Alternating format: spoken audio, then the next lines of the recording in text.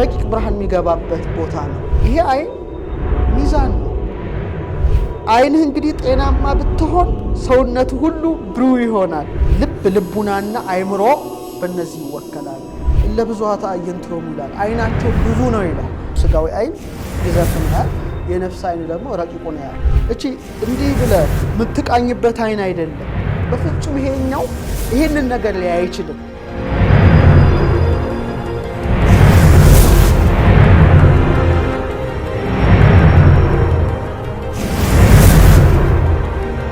ሰላም ጤና ይስጥልን የአንድሮሜዳ ቤተሰቦች፣ እንግዲህ ዛሬ የአንድሮሜዳ ፕሮግራማችንን ጀምረናል። እንግዲህ በዚህ በአንድሮሜዳ ፕሮግራማችን ላይ ባለፈው ተከታታይ ሁለት ተከታታይ ክፍሎች ላይ ያቀረብናቸው በተለይ ስለ አይን እጅግ በጣም ደስ በሚል አቀራረብ፣ ደስ በሚል ደግሞ ትንተና፣ ደስ በሚል ገለጻና እንዲሁም ጥናት ብዙ አንስተን ያቀረብናቸው መሰናዶች ነበሩ።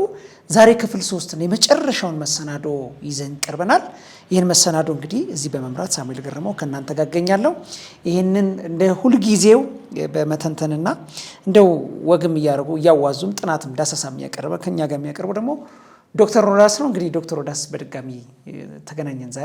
ዛሬ በአዲስ ምልከታ በአዲስ ስለ አይን በተለይ ደግሞ ቀረብ አድርገን የምናየው ነው። ከዛ ፊት ግን እንዴት ነው? ሁሉ ሰላም ነው? ሁሉ መልካም ነው፣ እግዚአብሔር ይመስገን። እንዴት ነው? አስተያየት እየተሰጠ ነው? በጣም እንግዲህ ለተከታታይ ጊዜያት ስለ አይን ሰርተናል። አይን ምንድን ነው?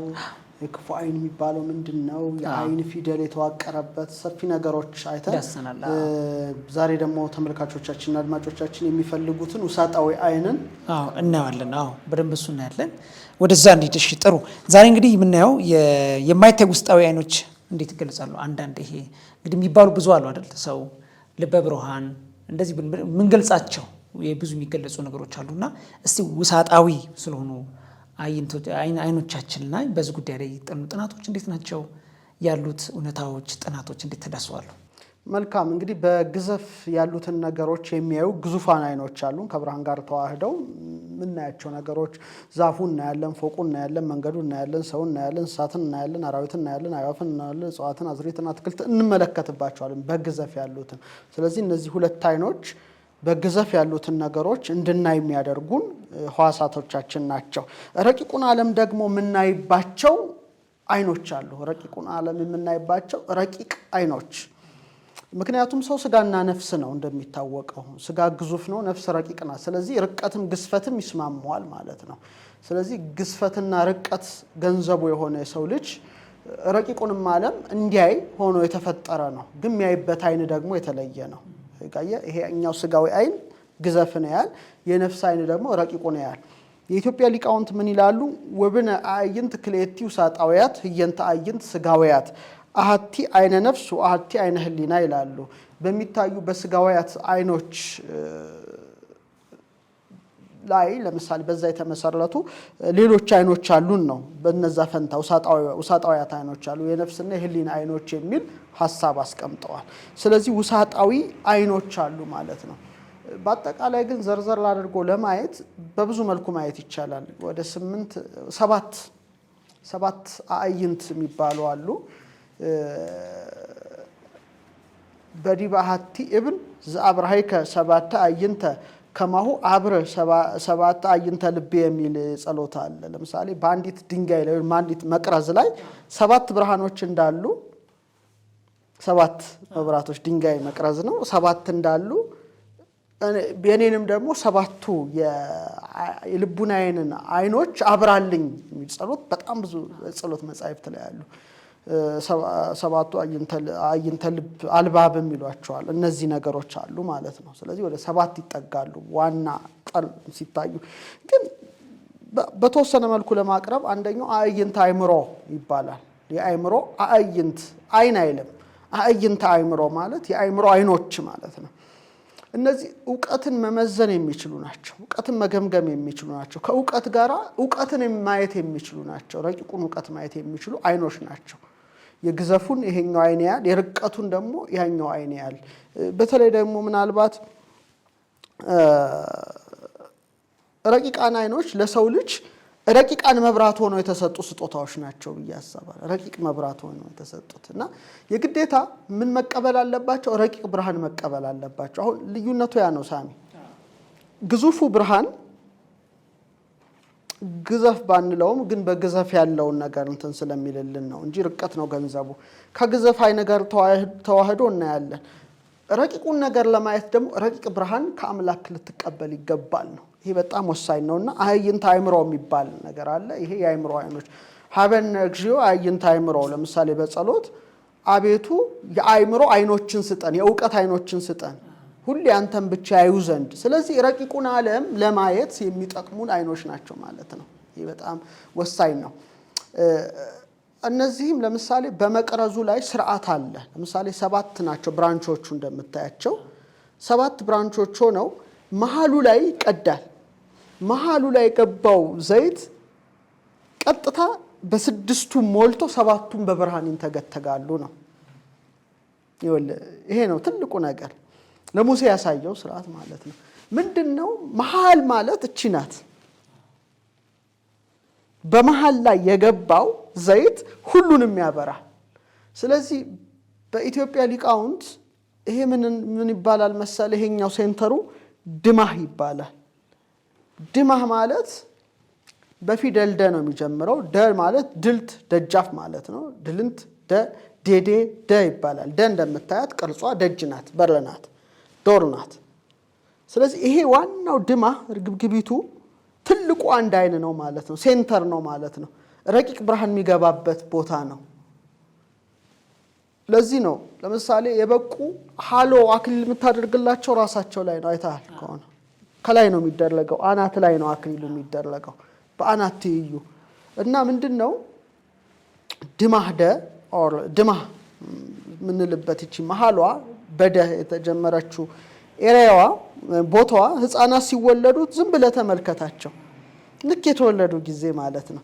ልክ እንደ ሚልክዌይ ጋላክሲ ስፓይራል የሚሰራ ነው። ጥምዝ ነው። ጥምዝ በጣም ጎልደን ሚን ነው። ጎልደን ሬሾ፣ ጎልደን ፕሮፖርሽን ወዘተርፈ ተፈጥሮ ላይ ሁሉ ጥምዝ አለ።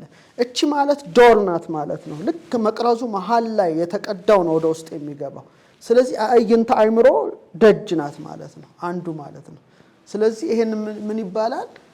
አይንተ አእምሮ ይባላል።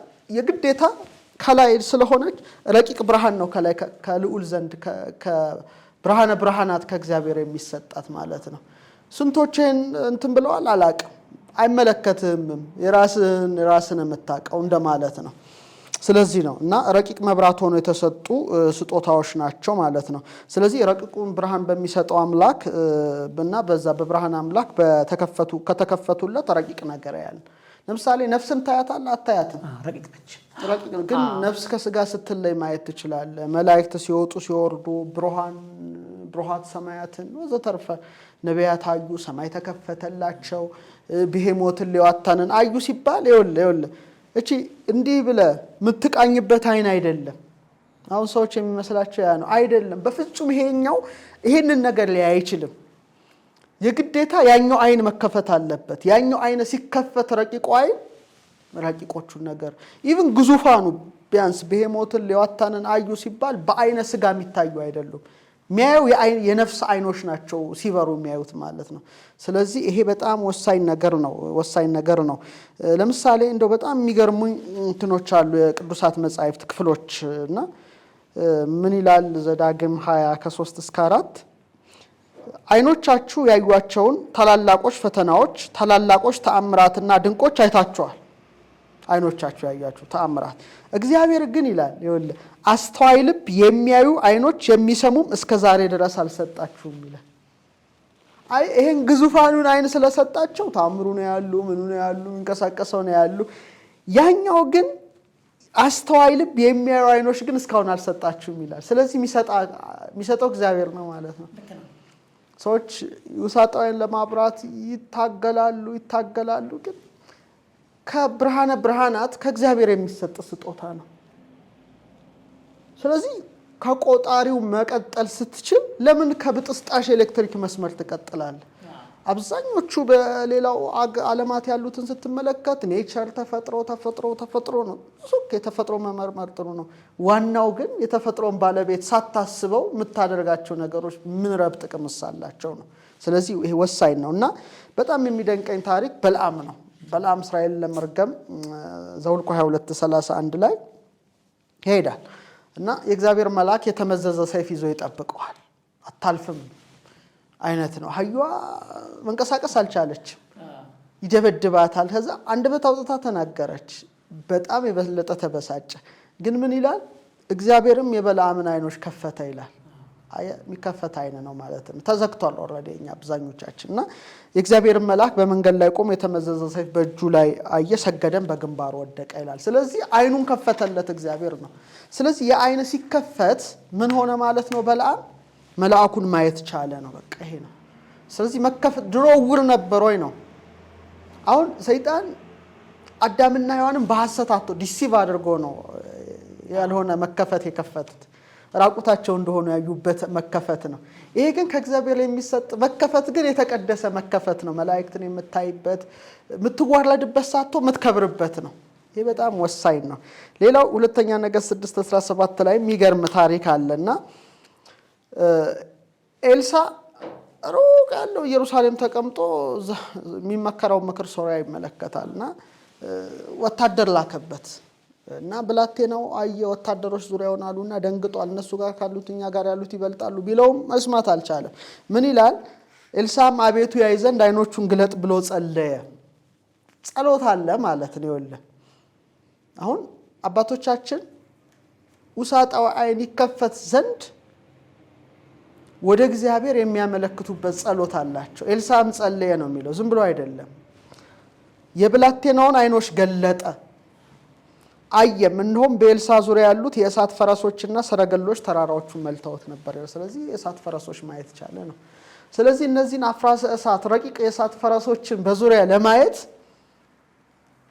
ጸሎት ያስፈልጋል እግዚአብሔር አይንን ሊገልጥልህ ይገባል ከዛ ውጪ ግን ድፍን ነው ጨለማ ነው ሰውነት መብራት አይንናት እንዳለ በቃ ያ ከጨለማ ከሆነ ጨለማ ነው አታይም ርቀትን አታይም ግዝፈትን ብቻ ታያለህ እስክትሞት ነው ይሄ ነው ሌላም ሉቃስ 24:31 ይገርማልና አላወቁትምና ህብስቱን አንስቶ ሰጣቸው እንጀራውን ቆርሶ ሰጣቸው አይናቸው ተከፈተ አወቁትም እርሱ ከነርሱ ተሰወረ ይላልና ይሄ ነገር በጣም ጥልቅ ነገር ነው እና ሁሉ በጸሎት አሁን ዛሬ መንፈሳዊ ነገር ስለሆነ ወደ መንፈሳዊ እንወሰደው እስካሁን ሳይንሳዊ ጉዳዮችን አይተናል ዘንተ ውስጥ አይነን አብራይከ ይላል ውሳጣዊ አይናችንን አበራህልን ይላል የሚገርም የኪዳን ጸሎት ውሳጣዊ አይናችንን አበራህልን ይሄ በጣም ትልቅ ነገር ነው እኔ ስሰማ ሁሌ ይደነቃለሁ ውሳጣዊ አይናችን እና ውሳጣዊ አይናችንን ታበራዘን ብርሃንን ስጠን ደሞ የሚል አለ ትላለህ ረቂቁ ብርሃን ለምሳሌ የሰማይ ደጅ ይከፈት ረቂቅ ብርሃን ይምጣ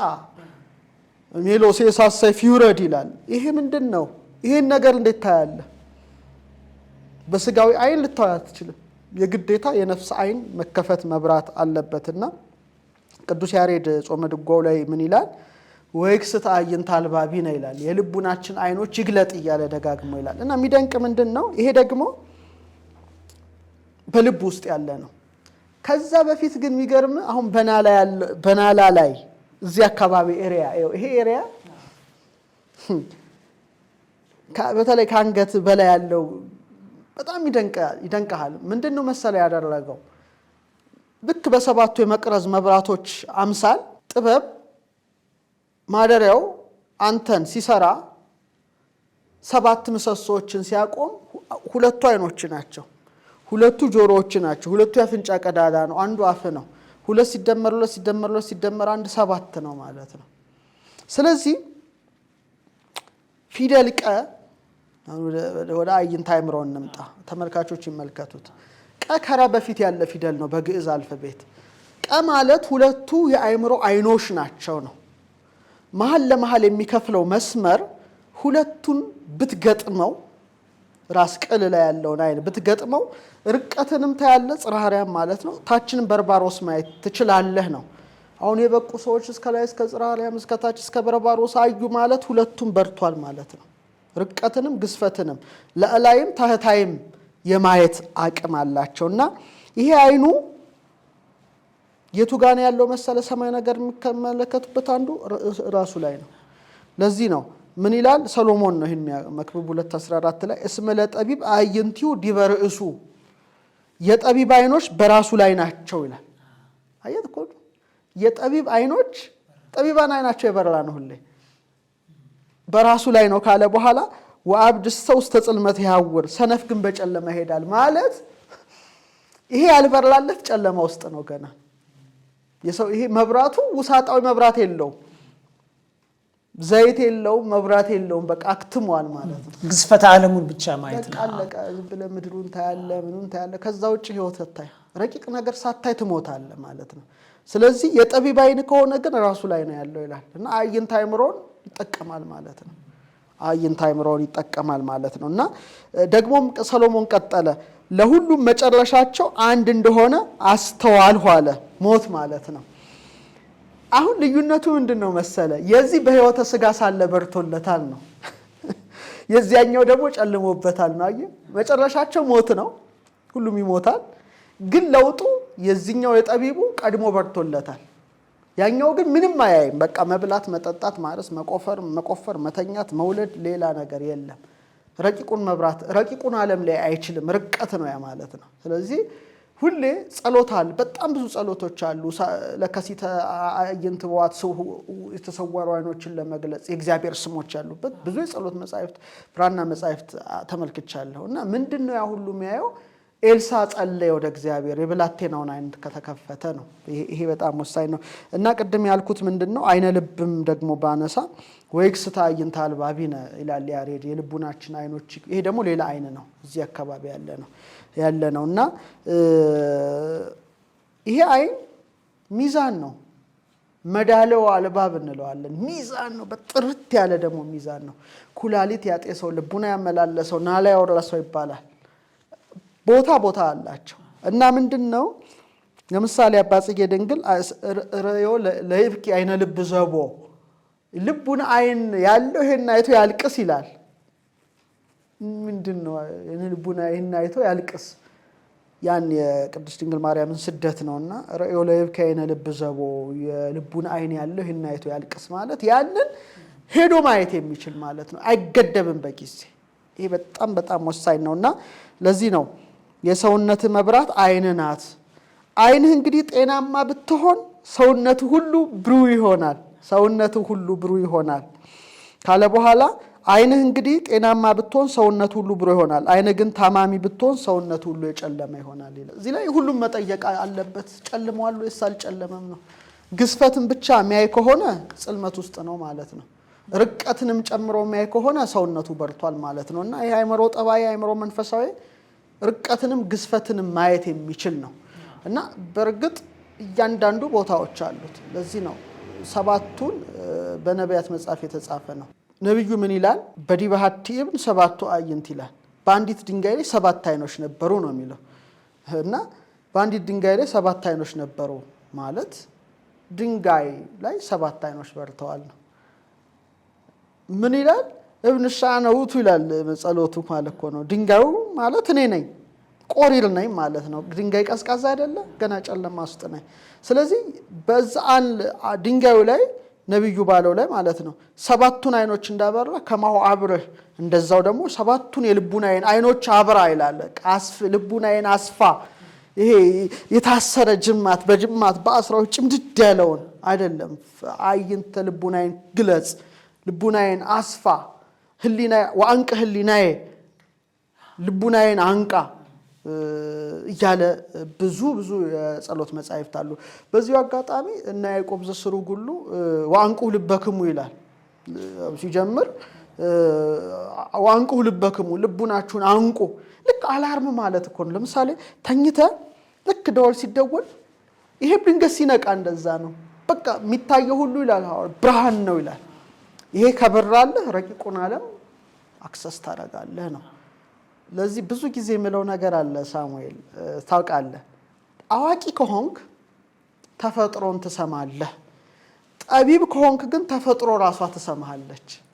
በሷ ደረጃ ነው ያለውና አይንተ አይምሮን አይንተ አልባብን ሰባቱን አይኖች በዚህ መልኩ እንደው ብዳስሰው ይሻላል እንደብዝ ባልገባበት እመርጣለሁ በጣም ሰፊ ነገር ነው ጥሩ ነው በጣም ደስ ስላለኝ ነው እንደውም ቅድም እንዳልከው መፍቀሬ ጥበብ ሶሎሞን ምሳሌ 4 ላይ ልጅ ሆይ ልቡናን ጠብቅ እሱ የህይወት ሙሉ ምንድነው የህይወት መውጫ ነው መግቢያን መውጫ ነውና ብሎ ነው ያስቀምጠውና ልብ የህይወት መውጫ ነው አየህ ማስተዋል ነው የረቀቀውን ነገር ነው ስለዚህ ልብን መጠበቅ ማለት ልቦና አይነን መጠበቅ ባይዘይ ልብ ማለት ቀመሩ ራሱ ቀመር አለ ዝም ብሎ አይደለም ሪብሱ 24 ነው ምታየው ነው 24 በጣም ብዙ ትርጉም አለው ወደዛ አልገባ ዋናው የልብ ቀመር ግን በግዕዝ 32 ነው አለቀ አንድ ፓስወርድ አለ ማለት ነው ለምሳሌ አሁን አንተ በአይቲ ዘርፍ ያለ ሰው ነህ በኢንፎርሜሽን ቴክኖሎጂ በተለይ በሳይበር ዙሪያ መታቀው ጉዳይ ነው እዛው ስላለ አንድ ነገር ለመክፈት ዲጂታል ሲግኔቸር ሊኖር ይችላል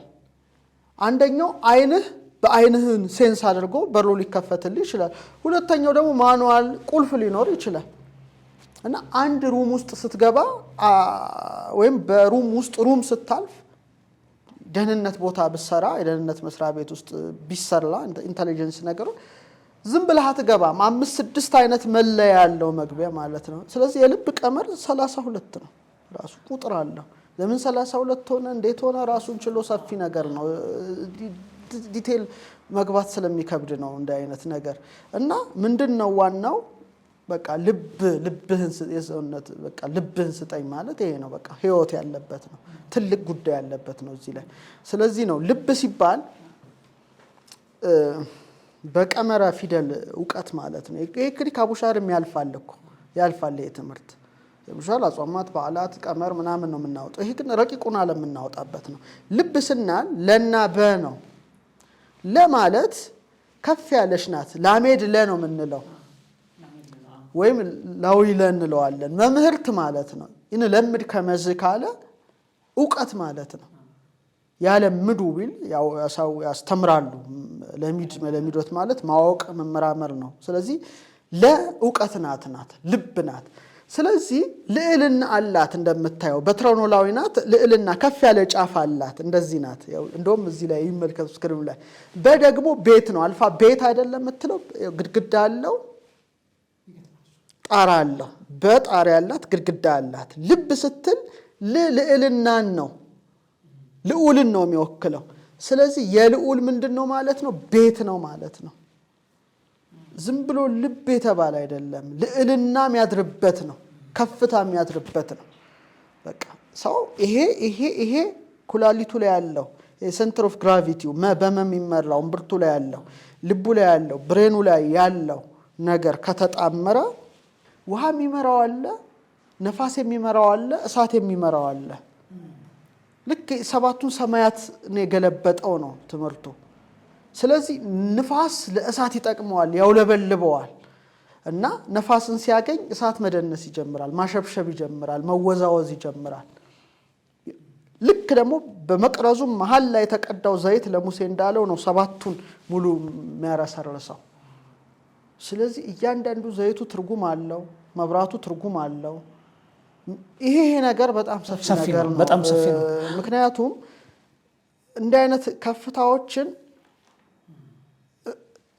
ለክተ ማስተማር ወር ፓተርን ይዘ ማስተማር ካልቻልክ ዱብዳ ነው ይከብዳል ልክ ነው ጊዜ ይፈልጋል ምክንያቱም ያለንን ምናውቅ አይደለንምና ይሄን እዚህ ውስጥ ገደብ አድርገን ብቻ ይሄ ቀመሩ 32 ይሆናል መሃል ላይ ያለው ፊደል መነው ማይመ ይባላል መሃል ላይ ናት 13ኛ ይሄ ደግሞ ሴንተር ኦፍ ግራቪቲ ነው ስለዚህ ምክር አለ ማስተዋል ማለት ነው ጥበብ አለ ዕውቀት አለ ማለት ነው ይሄ እንግዲህ ራሳቸው አይኖች ናቸው በራሳቸው ቀላል ነገር አይደለም ይሄ እጅግ በጣም የረቀቀ ሚስጥር ነው ሰው የመናችን ሚስጥር እሱ አይደል ሰው አዋቂ ፍጥረት ሆኖ የመጣውና ሰው መሆን በዚህ ልክነት ሲሆን እጅግ በጣም ደስ የሚል ነገር ነው ክብራን ተመልካቾቻችን የምንገኘው አንድሮሜዳ ላይ ነው ዛሬ እያወራን ያለነው ወሳጣዊ አይኖቻችንን በደንብ አድርገን ከሀገር በቀል ዕውቀትና ከመንፈሳዊ አውድ አንፃር ያየን ነው የሚገኘው እንግዲህ በጣም ደስ ብሎኛል እኔ አሁን እዚህ ጋር ያሉት ነገሮች በተለይ ደግሞ ብናስተውል እንደው ምንድነው ኢምፕሊኬሽኑ አሁን ይሄ ማውራታችን ምንድነው ጭብጡ ምንድነው ሰው ግዝፈተ ዓለም ብቻ ሳይሆን የረቀቀውን ዓለም ሁሉ ማየት እንደምንችል አንድም ባይለጸጋ እንደሆነ የሰው ልጅ እንደው ሶሎሞንም የጠየቀው እሱን መሰለኝ አይደለም ጥበብን ዕውቀትን ጠየቀ ማስተዋል ጥበብ መስጠት ነውና ይሄ ኃላፊያቱን ነገር አልጠየቀውም ብዙና ይሄ በጣም የረቀቀው የጥበብ ሰዎች የሚጠይቁ ይሄን ነው አየ ይህንን ባደርግ የሚያልፈው ነው የማያልፈው ነው። ማስተዋል ጥበብ ደግሞ በጣም ደስ የሚል ነገር ነውና ይህንን በዚህ ጋር እንቋጭና እስቲ ወደ መጨረሻው አይኖቻችን ቀለማት አላቸው።